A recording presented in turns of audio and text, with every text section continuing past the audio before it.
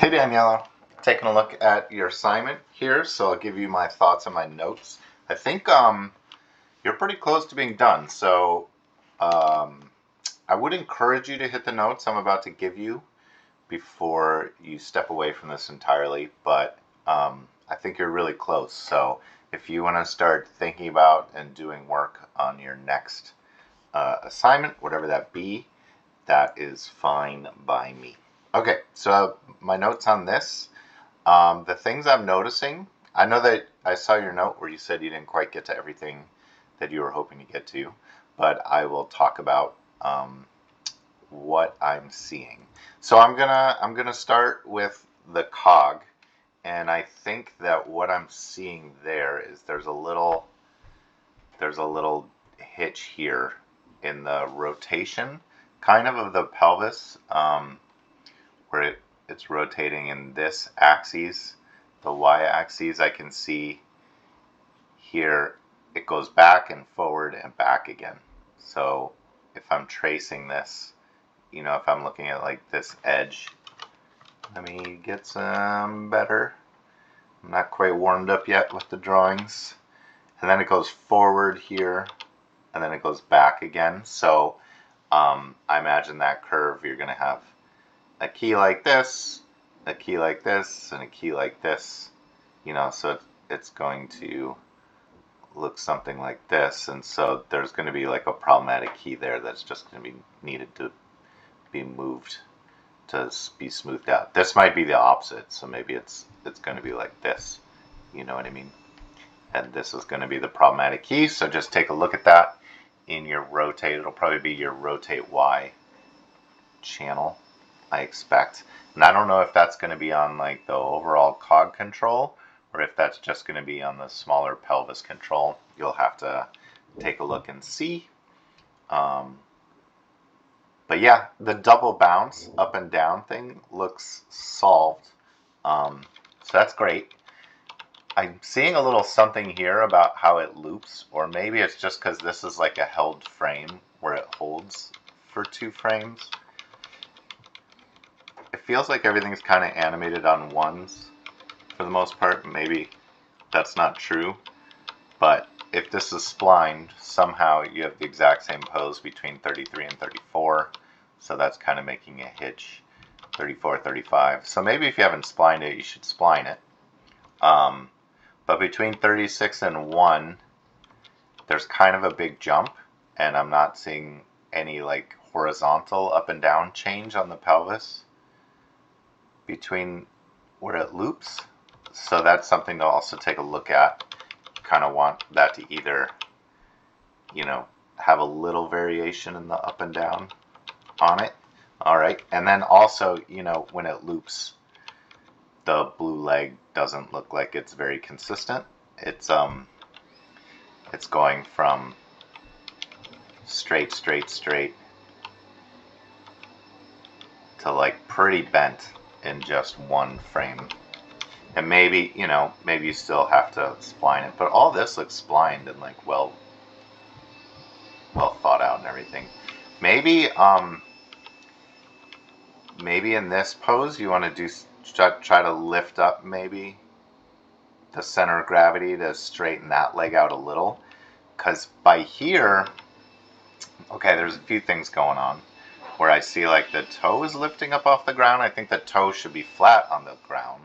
What I would prefer to see is the heel lifting off the ground so that your leg doesn't have to be so completely straight in this frame. Like maybe this is a place where you want to indicate just a tiny bend in it, and the same would be true here. If you can like roll the leg or the foot, lift the heel a little bit more so that this doesn't have to be perfectly straight, I think that would help.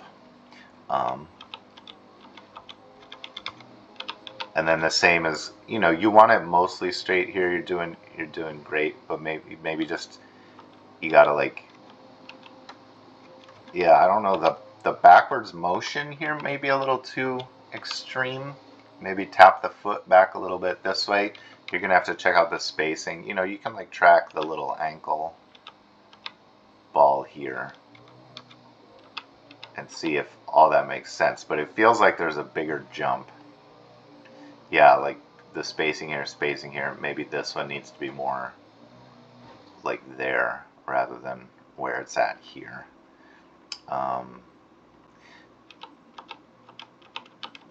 But I like how here it comes up, but it does kind of jump up.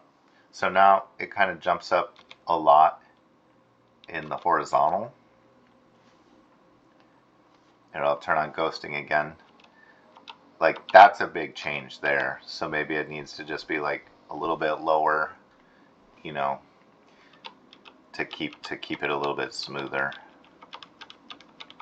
But I would just take another pass, like just take a pass, like keeping a, like first fix your cog, and then do a pass looking at like how your feet are spaced. I keep meaning to turn this off. All right, there we go. Yeah. So your arms are looking better as far as their spacing is concerned. You're getting a lot of rotation out of the upper torso. So what I'm hoping is that, you know, on this big controller on the cog, that you're not rotating it in Y. I hope not, because what that's going to do is it's going to rotate the chest in lockstep with it in Y. And then, you know, when a person walks, like their upper body kind of twists independently of their hips on that Y rotation. Because I see like here the chest is kind of opened opposite of how I would think it would be. Like if this arm is forward, the red arm is forward, I would imagine that you know, we'd be seeing here, let me see if this is going to be a challenging thing for me to draw, but we'd probably see like a little twist forward from this side of the body. So we'd probably see a little bit of the stomach area here and a little bit of the back area here. I'm maybe not a good enough draftsman to like truly represent this. And then this is the shoulder here, something like that. So if you are rotating it from the cog, I would probably get the rotation off of there and then just put the rotation on the hip controller for controlling the pelvis. I mean the pelvis controller. When I say hip controller, I meant pelvis controller. There's actual hip controllers, but I wouldn't advise using that. Yeah, but otherwise it looks like it just needs like another another pass to clean up and to make sure that everything's splined and you're not having, maybe you haven't splined it yet. I don't know. In some places it's definitely animated on ones, which gives me an impression like it's splined, but maybe I'm misreading that, and forgive me if I am. Maybe you just need to spline it at this point when everything's on twos and you have all the poses. So looking at the front view, I like your side to side here. It's pretty nice. Again, like it kind of sticks a little sometimes.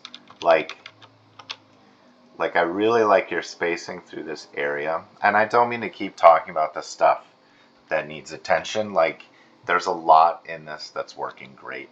And I'm just not talking about the millions of things in here that are working great. So I don't want you to think like, oh, it's a disaster or anything, because it's not. But this is moving over screen left, like the spacing on that's really nice. But then like here it seems to kind of freeze and lock in place, and then it continues over. Again, it continues over. That's really nice. That's really nice.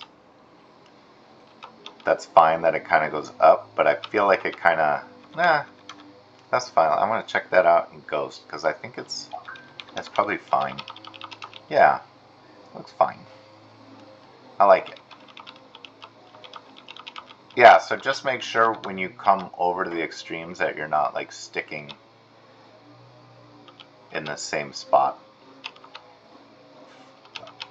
You know, this feels like it's kind of stopped any kind of like side to side motion for a little bit here, and then it starts up again in a really nice way.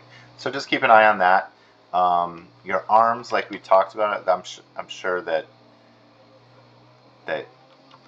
you know, because we talked about it, but there's a lot of like in and out movement that's not quite smoothed out yet. You know, like here it's really in, and then it comes out, and then it kind of sticks at this angle, and then it goes out a little bit more, and then it seems to stick again in this frame, and then it goes way out, and then it goes back in, and then it kind of sticks. Well, this arm, the legs are animated, but the arms don't seem like they're animated in that pose, and they're stuck there again. So yeah, I would give this a little bit more time because I feel like you're really close. You're really close to it being like super solid and fantastic. But yeah, it feels like it still needs like a little attention. You know, like here you want to rotate your pelvis here to like bring this hip forward, so we're kind of seeing a little bit more of characters like backside to some degree. You know what I mean? So it looks like this leg is reaching forward, and that'll help give you a little more distance for this leg so it doesn't have to look so incredibly straight with whatever pose you wind up getting the foot in here. So yeah, keep an eye on so yeah, to summarize, your up and down is mostly working. I think there may just be a little time to make sure it's not frozen, but again, when you spline it, maybe it'll just take care of that stuff. Keep your hips swinging in their rotate Y. That's great. Make sure that there's no rotate Y on the overarching control so that it's not pulling the chest with it in its rotation. And yeah, just pay a lot of attention to like your feet spacing and all that. Yeah, I didn't give a lot of notes about the red leg, but on this contact pose, I think it really reads the best if it's straighter, if that leg is straighter. And you know, as you rotate the hips, it's going to change the relationship of the leg length and all that stuff. But anyways, wrapping up, great stuff, great progress. Keep going with this and start thinking about what you want to move on to next. Start watching videos, see if there's anything, you know, if you want to do a personality walk, that would be fantastic. Or if you want to do some kind of like weight exercise or jump or whatever seems interesting to you, I'm open to it. Yeah, but I hope you have a restful break, and I'll see you in a couple weeks.